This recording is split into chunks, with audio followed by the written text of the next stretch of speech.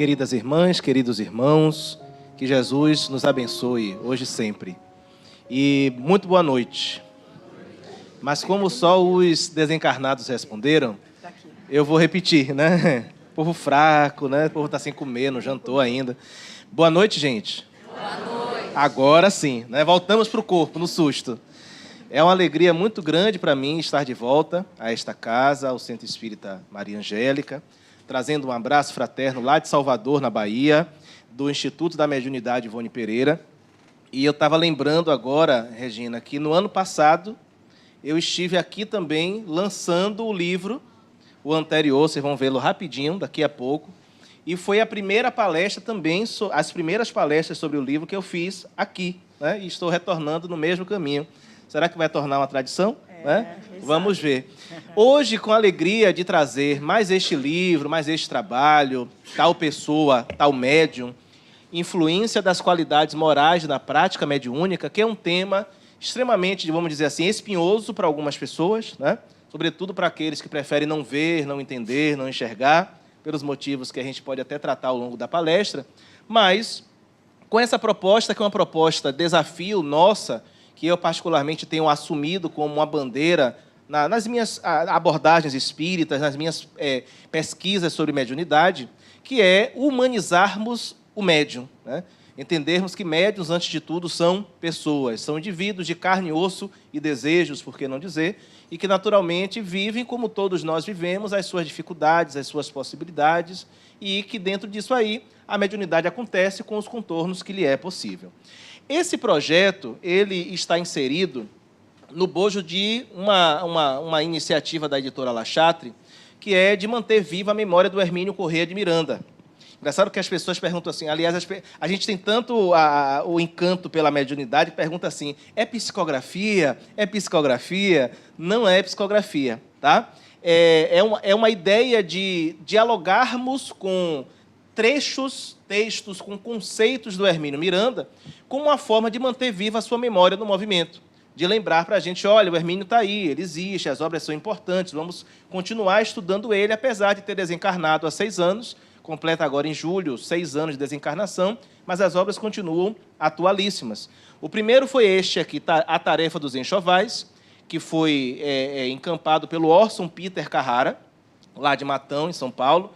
Ele vai dialogar com um trecho do livro Diversidade dos Carismas, que trata sobre a caridade na prática mediúnica, portanto, sobre a tarefa dos enxovais, a médium Regina, né, a outra Regina, né?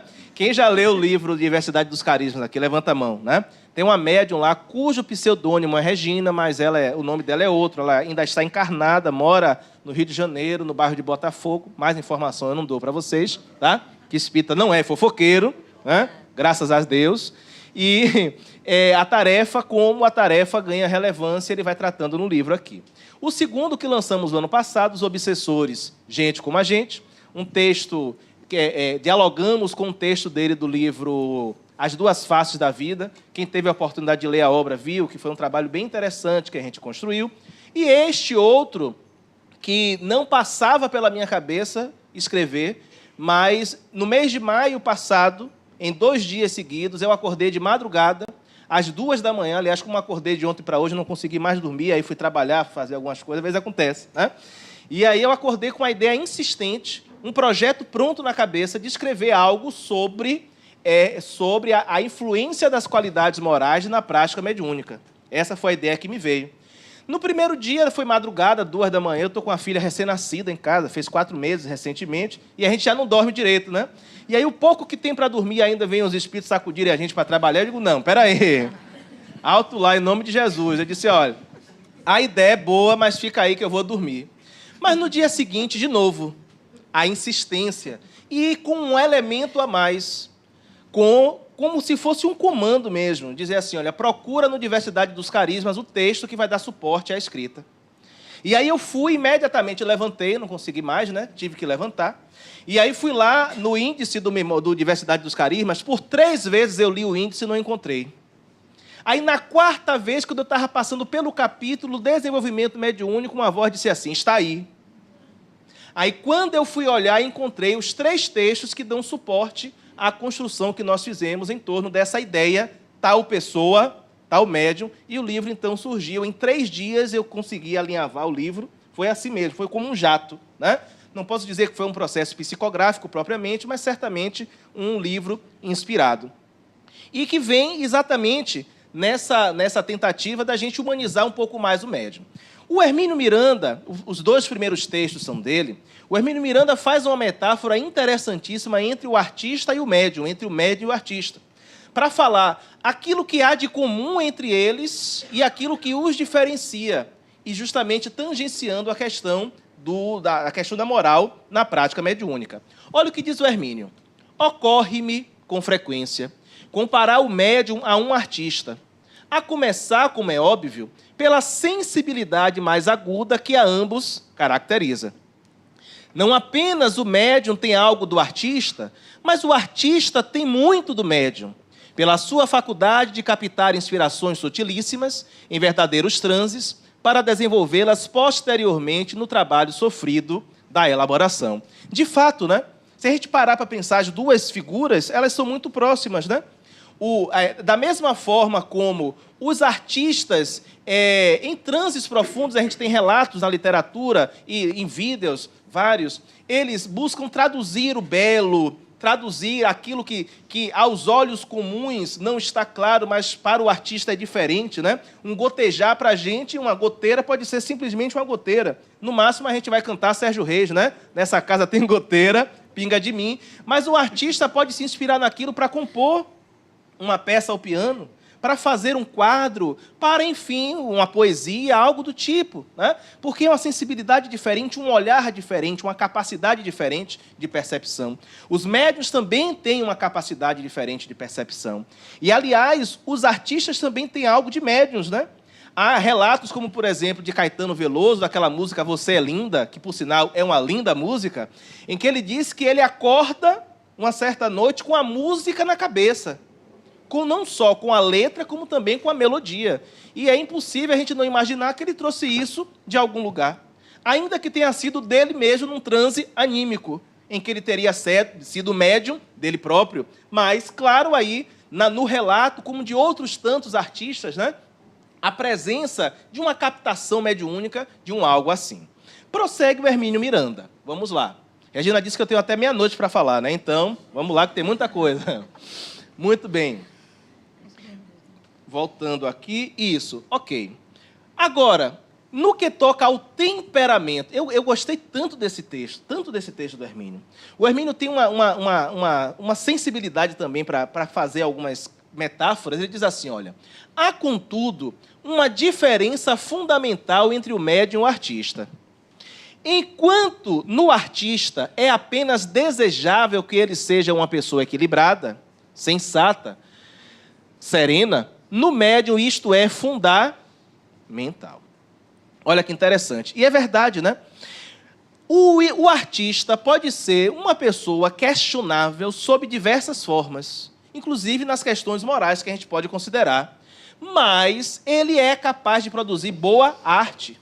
Isso não é critério para a aferição daquilo que ele produz. O Chico Buarque tem uma música que ele diz assim, mesmo miseráveis os poetas, os seus versos serão bons. E é verdade, né? A gente acompanha isso na história da literatura, da música, da poesia, do cinema, de um modo geral. Agora, no que toca ao médium, equilíbrio, serenidade e sensatez são qualidades fundamentais. Não a determinar a sua condição de médium, a gente vai ver na sequência. Ou seja, não para determinar que a pessoa seja ou não médium, mas para determinar o uso que se dê ou que se dá à mediunidade. Consequentemente, de que maneira o médium vai experienciar na prática a mediunidade. É por isso que o Hermínio completa da seguinte forma. O médium tem como objeto de seu trabalho seres humanos, de um lado e de outro, espíritos e homens, portanto, os encarnados e os desencarnados. Sua matéria-prima é a emoção viva, o pensamento atuante, a ação e reação espírito-matéria. Ele trabalha com o tecido vivo, com o coração palpitante dos seres que o cercam. E, naturalmente, se a matéria-prima do médium é a humanidade, esteja ela encarnada ou desencarnada, o mínimo de comprometimento ético-moral se requer desta pessoa, que atua como médium, para que a sua prática seja marcada por objetivos nobres, por finalidades superiores, para que ele possa, inclusive, na prática e com a prática, ter a oportunidade de se transformar em uma pessoa melhor. Um dos objetivos da mediunidade é nos conduzir a um estágio melhor, a uma condição melhor. Aí, a grande questão que surge, né? Aliás, que é uma questão que paira no imaginário das pessoas e ainda no nosso imaginário de espíritas. Nós, apesar de espíritas, nós, apesar de estudiosos de O Livro dos Médiuns, de outras tantas obras, no nosso imaginário, médiuns ainda são seres míticos. Mediunidade ainda é algo místico. A gente ainda lida com essas questões como se fossem sobrenaturais, maravilhosas. Nada obstante, Kardec, em O Livro dos Médiuns, no 2º capítulo da primeira parte, tratar do maravilhoso e do sobrenatural, desconstruindo essas ideias no que toca à mediunidade e ao contato com os espíritos. Mas nós ainda temos um deslumbramento em torno disso. Veja, nosso salão está cheio. Existem outros pisos, inclusive, com salas. Mas, certamente, se divulgasse que até hoje psicografia pública, né? Ou uma pintura mediúnica, ou uma psicofonia ao final da palestra, nossa, não ia dar para quem quisesse. Porque isso ainda, a gente ainda trata assim, né? A gente tem essa mística envolvendo a mediunidade. A gente ainda vê o médium como um ser diferente, como um ser especial pelo fato de ser médium, quando em verdade não é. E quem me diz isso não sou eu ou a minha ideia, o meu devaneio, aliás, tenho muitos, né? Mas é o próprio Kardec. São os espíritos a Kardec. Lá, em O Livro dos Médiuns, vocês conhecem esse livrinho? Eu também conheço, de vez em quando a gente dá uma pesquisada. No item 226, na pergunta primeira, Kardec faz o seguinte questionamento aos espíritos.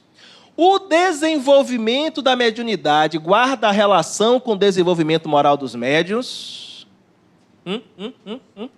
E aí? Vamos lá, vou fazer enquete, viu, Regina? Quem acha que sim, levanta a mão. Quem acha que não, levanta a mão. Quem não acha nada, levanta a mão.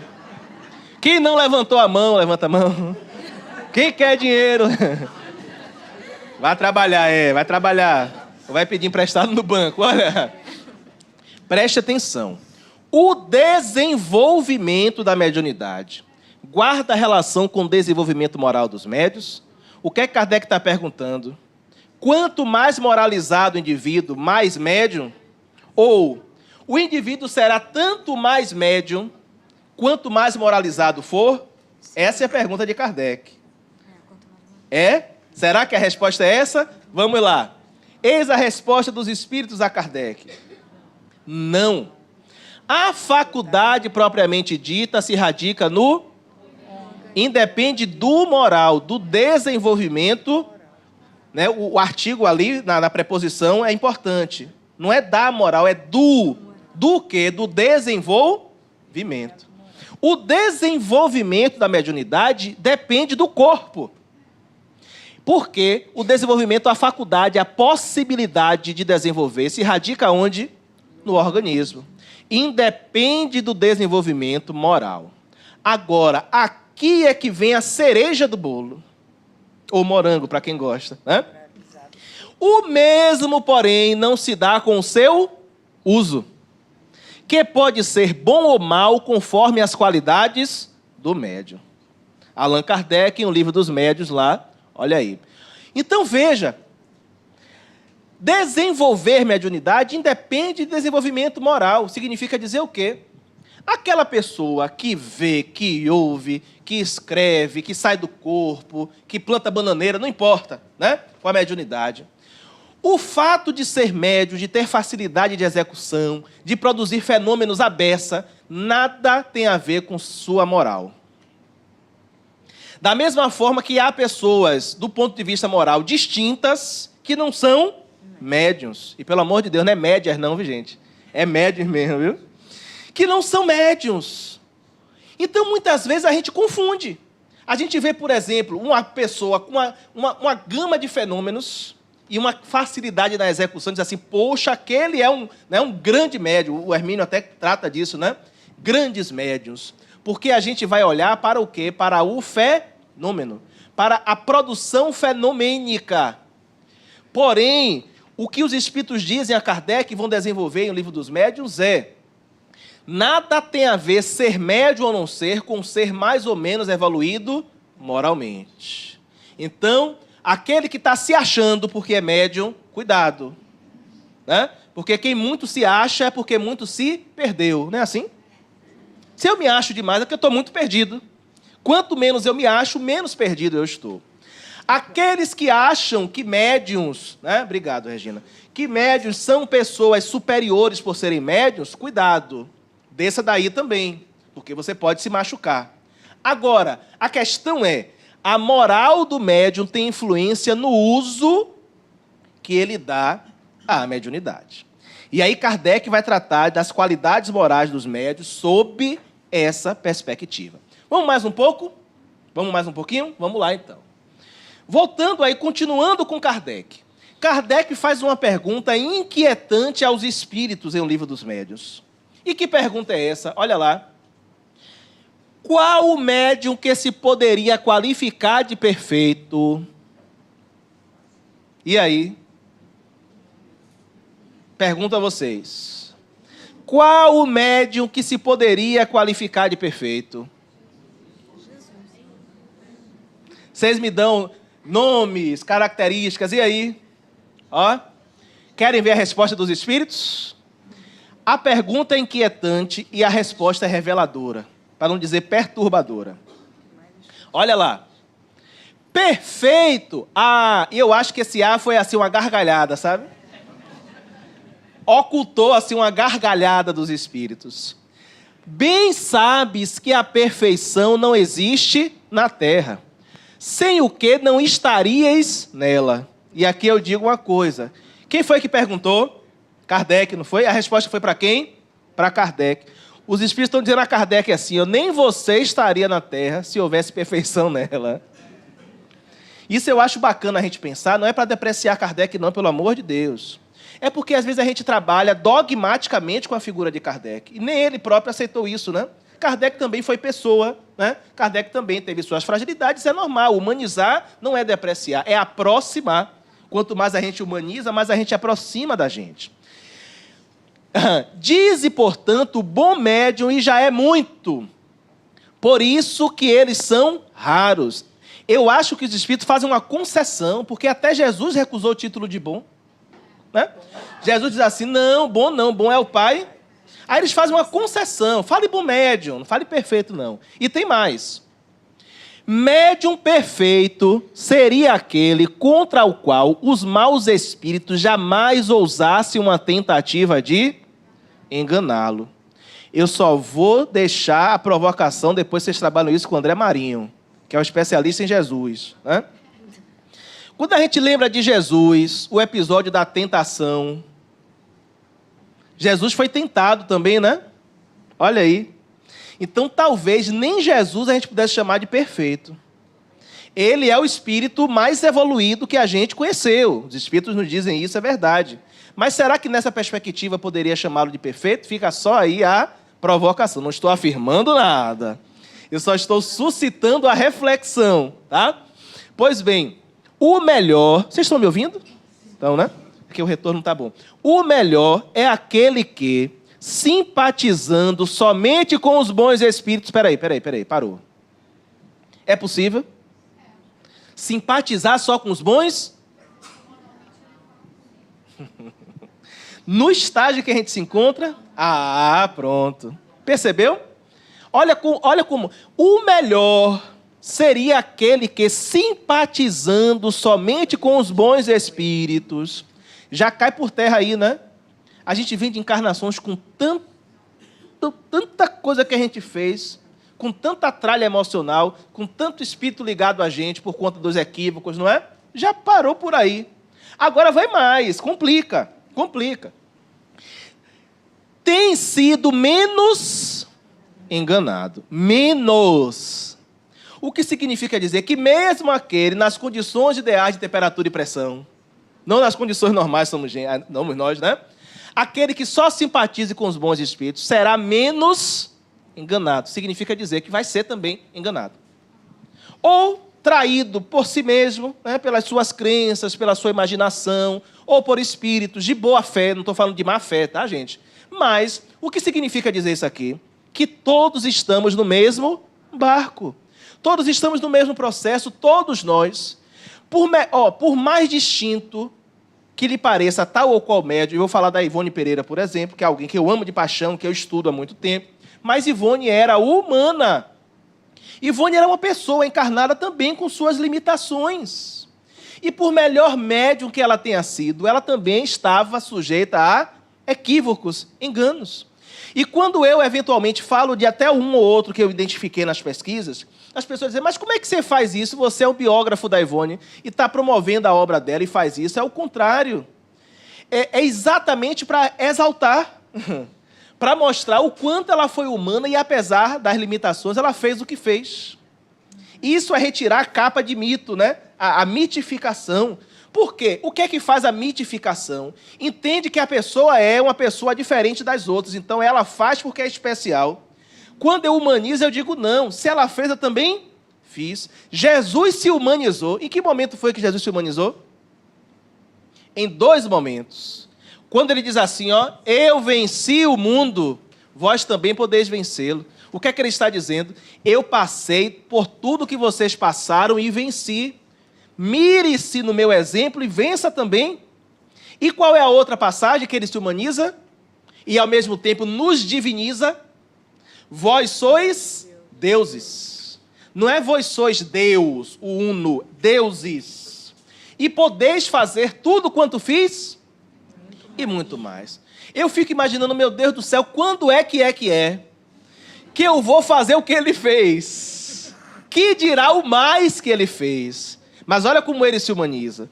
O simples fato de encarnar entre nós já é assumir essa condição humana e entender que ela não é depreciativa. Ao contrário, ela é engrandecedora e nos aproxima dessas figuras. Tranquilo até aí? Então dá para chamar alguém de perfeito? No máximo um bom médio, não é? E olhe lá, por concessão. Aí, no capítulo que trata dos médiuns especiais, que não são os médiuns bambambãs, são especificidades ou especialidades da mediunidade, Kardec traz o quadro das qualidades morais do médium, a classificação dos médiuns conforme as suas qualidades morais. E ele apresenta 2 grandes grupos, os médiuns ditos imperfeitos e os bons médiuns. Olha que interessante, Regina. Entre as qualidades dos médiuns imperfeitos, ele elenca 13. E, é claro, é exemplificativo, a gente pode descobrir mais. Mas entre as qualidades dos bons, ele elenca 4. E eu refletindo sobre isso, por que terá sido? A gente tem mais familiaridade com os imperfeitos, né, do que com os bons. Então, a gente ainda está para descobrir, para entender, para decodificar isso aí. Vamos, então, começar por algumas características dos médiuns imperfeitos. Não vou poder tratar todas, o nosso tempo é reduzido, não dá para a gente falar de todas. Oi? É até meia-noite, eu esqueci. Então, vamos lá. Bora. Então, vamos lá.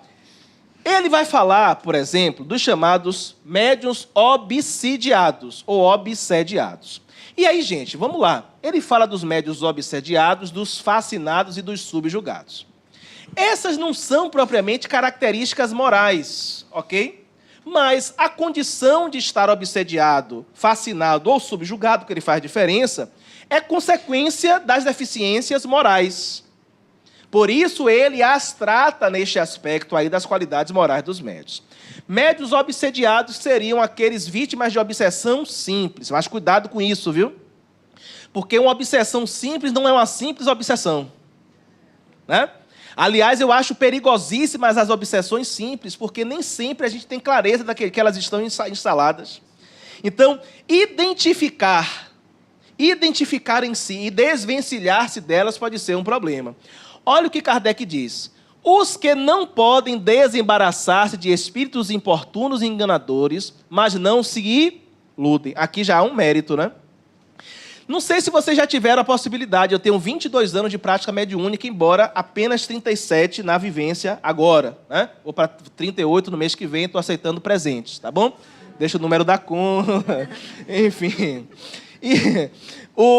Veja, os médios, há médios, eu já topei com médios, e soube notícias de um recentemente, em que um ou dois espíritos de preferência se revezam e insistem em se comunicar com a exclusão dos outros. E aí mistificam, fingem que é isso, fingem que é aquilo, né? Num processo claro de obsessão.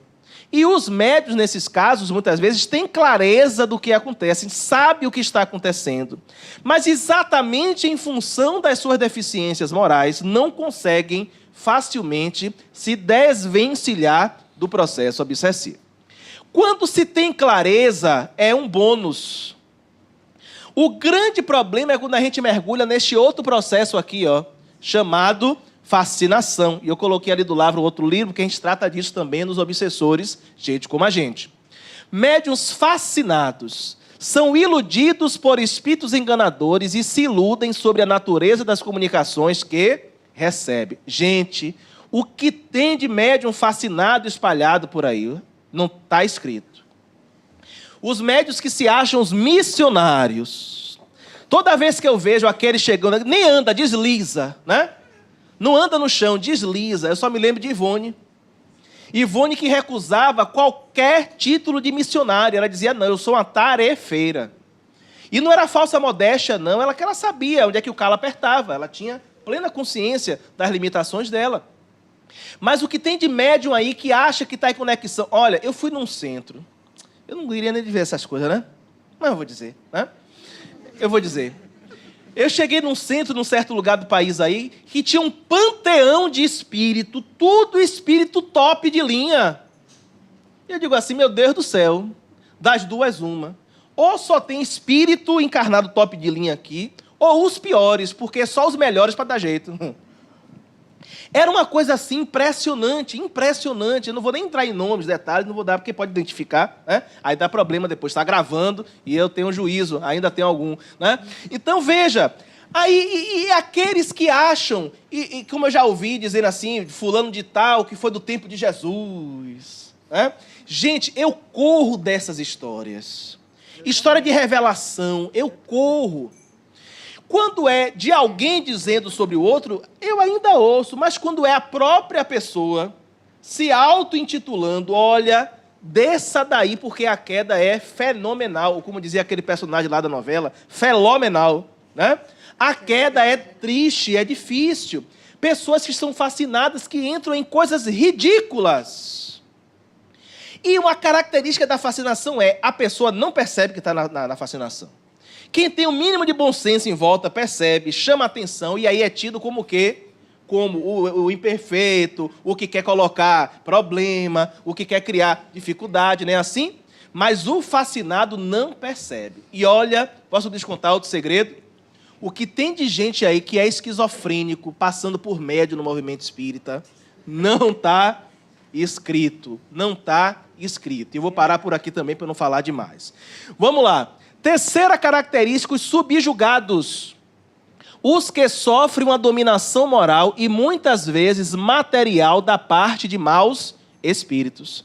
A subjugação, gente, ela é um domínio quase que completo, que pode ser um domínio moral, a pessoa não consegue conter a si própria, ou um domínio físico. Lá na Revista Espírita tem um caso de um rapaz que estava de tal forma obsidiado nesse processo de subjugação física, que ele vivia num puleiro, como se fosse uma ave, a ponto dos pés se deformarem em volta do puleiro, em função da ação que o espírito desenvolvia sobre ele. Há casos da literatura, Ivone conta o caso de um jovem que ela atendeu no interior de Minas, quando morou lá, e que o menino ele andava de quatro e ruminava como se fosse um animal, e que ela viu era um espírito que montava nele como se ele fosse um porco, que colocava uma focinheira nele e que o conduzia daquela forma, um processo de subjugação física. Tá? Então, chegar a esse ponto, inclusive, é uma situação extrema. Quarta característica, indiferença. Indiferença. Médios indiferentes, os que nenhum proveito moral tiram das instruções que obtêm e nada modificam o proceder e os hábitos. Ou seja, não é com eles. Podem vir os alertas mais trombeteantes por intermédio dele, as mensagens mais diretas, mais claras, os puxões de orelha, e para ele aquilo não tem nada a ver, não é com ele. Ele é indiferente, ele não identifica, não reconhece, não quer tirar nenhum proveito moral daquilo que ele produz na mediunidade. Conhece alguém? Vai lá, vai pensando aí. Vamos mais um pouquinho. Essa não tem no centro espírita. No meio espírita não tem médium nenhum com essa característica. Olha aí, presunção. Tem? Se disser que tem, vai brigar comigo, porque não tem. Olha o que é o médium presunçoso. Gente, não sou eu dizendo, não é Kardec, viu? Para ninguém brigar comigo depois, ó. Os que têm a pretensão de se achar em relação somente com espíritos superiores. Quantos? Quantos? Saúde, minha irmã. Né? Quantos, né? De nada. Creem-se infalíveis e consideram inferior e errôneo tudo que deles não provenha. Médium que acha que só ele tem a verdade. Os espíritos superiores só se comunicam através dele. Só presta o que ele percebe. Se ele não percebe, não é verdade. E a gente esquece que há graus, inclusive, de apreensão psíquica. Regina pode perceber algo que eu não estou percebendo. Aliás, em relação ao mesmo objeto, a gente pode perceber duas coisas diferentes. Isso não significa que um está errado, não. Eu aprendi uma parte, ela aprendeu uma outra. Um terceiro médio, e por aí vai. Isso tem a ver com amplitude psíquica, né? Isso tem a ver com as próprias especificidades da mediunidade, tem a ver com tanta coisa. Mas aqueles que são presunçosos, que se acham mais do que são, desprezam o que não vem deles. Eu conheci um médium, tempos atrás, que dizia assim, porque fulano, beltrano e cicrano são meus espíritos. No sentido de que nenhum outro médium poderia receber esse espírito. E eu, uma vez, caí na besteira na reunião de ser intermediário de um espírito que era um espírito dele. E ele brincando, mas falando sério, mas é meus espíritos. Eu digo, diga para eles que eles são seus. Né? Porque ele que veio, não fui eu que chamei, não fui eu que pedi, não fui eu que quis. Né? Eu não tenho espírito, graças a Deus, o meu mal me pertence. Né? Pois bem. Outra característica, olha aí, orgulho. Médiuns orgulhosos. Olha lá. E eu estou correndo contra o tempo. Os que se envaidecem das comunicações que lhes são dadas. Julgam que nada mais têm que aprender no Espiritismo e não tomam para si as lições que recebem frequentemente dos Espíritos.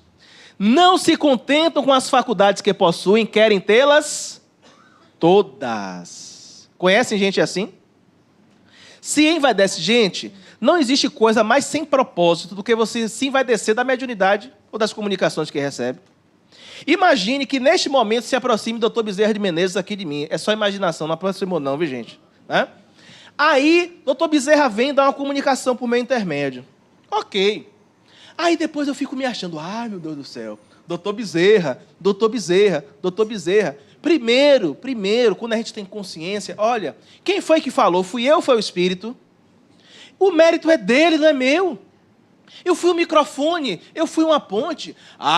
Mas você, para ser médio do Dr. Bezerra, tem que ser uma pessoa elevada. Quem foi que disse isso? Posso lhes contar um segredo? Às vezes, quanto mais deficiente o instrumento, melhor tem que ser o instrumentista. Vou dar um exemplo, falando de piano, de teclado. Se eu tenho um piano limitado nos recursos, quanto melhor for o pianista, maior capacidade ele vai ter de tirar um bom som daquele piano. Se for um inexperiente, não consegue muita coisa. Estou mentindo? Pois é. Então, às vezes, determinados espíritos mais superiores, se tiver, diga, viu? Determinados espíritos mais superiores vêm exatamente para superar as deficiências do médium. Não é por mérito do médium, não, gente. E mais, às vezes tem ligação com o trabalho. Entende? Não com a pessoa, mas com o trabalho, com a causa, com a proposta, com coisas assim. Vamos à frente que o tempo urge. Ah, ninguém é no centro espírita. Meu Deus. Médium espírita não é. Melindroso é? Não. Médiuns suscetíveis, desculpe. Volte. Isso. Médiuns suscetíveis. Variedade dos médiuns orgulhosos suscetibilizam com as críticas de que seja objeto suas comunicações. Zangam-se com a menor contradição e se mostram o que obtêm é para que seja admirado e nunca para que lhes dê parecer. Geralmente tomam aversão às pessoas que ou não aplaudem suas restrições e fogem das reuniões onde não possam impor-se e dominar. Quantos médiuns? Você não pode dizer uma vírgula que já, né? Já é um problema, já ofende. Isso é melindre, isso é suscetibilidade. E só querem ouvir o quê? Aplausos, nunca observações que possam ajudar. Aí você diz assim, poxa Pedro, mas a mensagem foi sobre não julgar, e você está falando aí, Kardec faz. Eu vou vou mostrar agora o que é que Erasto diz sobre os médiuns suscetíveis. Preste atenção, olha a palavra de Erasto. Deixai que se vão pavonear algures e procurar ouvidos mais complacentes, ou que se isolem. Nada perdem as reuniões que da presença deles ficam privadas. Ok? E porque eu sou perseguido, não sei o que, vou embora. A porta é ali. É isso que Erasto está dizendo, né? Deixar que se vão pavonear, fazer show lá longe, porque as reuniões sérias nada perdem quando deles se privam. Tranquilo até aí? Essas são algumas características dos médiuns imperfeitos. Vejamos as características dos bons médiuns apresentadas por Kardec. Seriedade. Primeira característica, seriedade. São os que unicamente para o bem se servem de suas faculdades e para fins verdadeiramente úteis. Acreditam profaná-las utilizando-se delas para satisfação de curiosos e de indiferentes ou para futilidades. Médiuns sérios jamais ficam querendo adivinhar quem você foi no passado, ou quem ele foi, querendo fazer previsão, sabe? Eu só lembro de previsão daquele Paelinho da novela, né? Que fazia, né? Ligue já, né? Não é um negócio desse aí, né? Que era PPO, não, era assim, né? Na novela PPO, não sei o quê. Pois é, médium sério não tem essas coisas não, gente. Não se presta a futilidades. Vou ganhar na Mega Sena. Se fosse tão fácil, ele próprio ganhava, né? Tem gente que vai para o médium assim, será que eu vou casar? Será que eu não vou casar? Separo, não separo, compro o carro, não compro a casa. É sério. Há relatos de médiuns sobre buscas nesse sentido. Médium sério não se entrega à futilidade, nem para si, nem para quem quer que seja. Modéstia. Médiuns modestos. Os que nenhum reclamo fazem das comunicações que recebem, por mais belas que sejam. Consideram-se estranhos a elas e não se julgam ao abrigo das mistificações. Longe de evitar as opiniões desinteressadas, solicitam-nas. Mas não é o falso modesto, não, viu, gente? A falsa modéstia, diz aqui, Jean de La Bruyère, a falsa modéstia é o último requinte da vaidade. Aquela pessoa que sabe que é bom no que faz e fica, eu não sou não, que é isso? Isso é vaidade, certo? Não fique se achando, mas aceite, obrigado, né? Você é gentil, ok, mas não fique, eu não sou. Sabe que faz o bom trabalho, sabe que é bom naquilo que faz, sou eu não. Isso é falsa modéstia, ok? Agora, o médium modesto de verdade, Bezerra de Menezes veio, não tem nada a ver comigo não, foi o trabalho, foi a necessidade do trabalho, tá? Não reclamam para si holofotes. Buscam as opiniões sérias e desinteressadas, ou seja, eles não fogem das críticas, ao contrário, solicitam-nas, exatamente para crescerem, porque reconhecem as fragilidades e querem ser melhores a cada instante. Terceira característica, devoção. Eu gostei dessa imagem, a formiguinha lá, Devoção.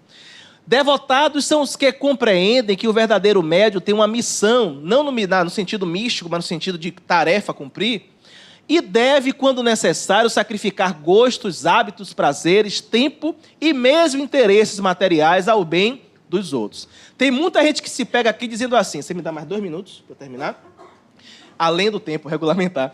Tem muita gente que diz assim, eu fico olhando, o Chico fez aquela renúncia toda, a Ivone fez aquela renúncia toda, será que eu tenho que fazer essa renúncia também? Não.